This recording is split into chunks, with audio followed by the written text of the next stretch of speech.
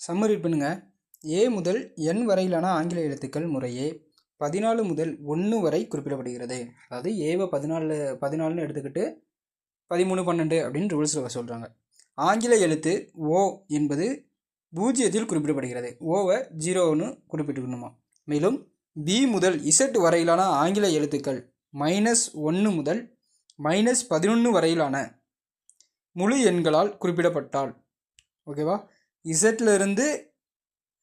பியிலிருந்து Z வரைக்கும் எப்படி எடுத்துக்கணும், பியிலிருந்து -1 -2 அப்படி எதுவரை போனோம், இசட் வந்து -11 முழு எண்களாக குறிப்பிடப்பட்டால் சக்ஸஸ் என்ற ஆங்கில வார்த்தையில் உள்ள எழுத்துக்களை குறிக்கும் முழு எண்களின் கூடுதல் காண்க அப்படின்னு சொல்லியிருக்காங்க. ஓகேவா. இப்போ சம்பளம் கொடுத்துருக்க மாதிரி ஏலேருந்து எண் வரைக்கும் 14லேருந்து ரிவல்ஸில் எண் வரைக்கும் வரணும். ஓக்கு என்ன கொடுத்துருக்காங்க, 0 அப்படிங்கிறத கொடுத்துட்டாங்க. அதிலிருந்து என்ன பண்ணணும், நெகட்டிவில் போகணும் அப்படிங்கிறத சொல்லிட்டாங்க. இப்போ இந்த சக்ஸஸ் அப்படிங்கிற வார்த்தைக்கு என்னென்ன நம்பர்லாம் கொடுத்துருக்காங்களோ அதை வந்து ப்ளஸ் பண்ணி போட சொல்லியிருக்காங்க. அவ்வளோதான், அப்படி தானே. இப்போ ப்ளஸ் பண்ணிடலாமா. எஸ்ஸுக்கு நேரம் என்ன இருக்குது, -4. அடுத்து யூ எங்கே இருக்குது, -6. சிக்கு என்ன இருக்குது, 12 +12 +12 2 வாட்டி சி இருக்குது, அப்போ +12. இ வந்து எவ்வளவு, +10.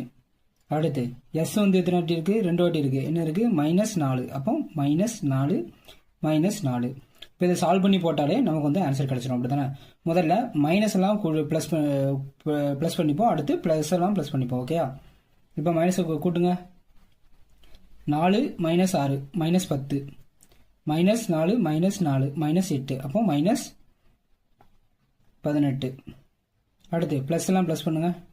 ப்ளஸ் 12 எவ்வளவு, 24. அப்போ +10 34. இப்போ இதை மைனஸ் பண்ணுங்க. மைனஸ் பண்ணிங்கன்னா என்ன வரும், 34லேருந்து 18 போனால் எவ்வளவு, 14. இங்கோடி ஒரு நாள் 6 2ல் 1 போனால் 1. ஓகேயா, 16. ஓகேயா. இப்போ இதை கூட்டினீங்கன்னா 34 வருமா. அப்போது ஆன்சர் வந்து எவ்வளவு, 16. ஓகேவா. நெக்ஸ்ட் போகலாமா. அவ்வளோதான், ரொம்ப இல்லை. நம்ம கொடுத்துருக்க நம்ம சம்முபடியே எழுதினாலே போதும். அவ்வளோதான், நம்பரை மட்டும் மாற்றி எழுத சொல்லியிருக்காங்க. ஓகேவா.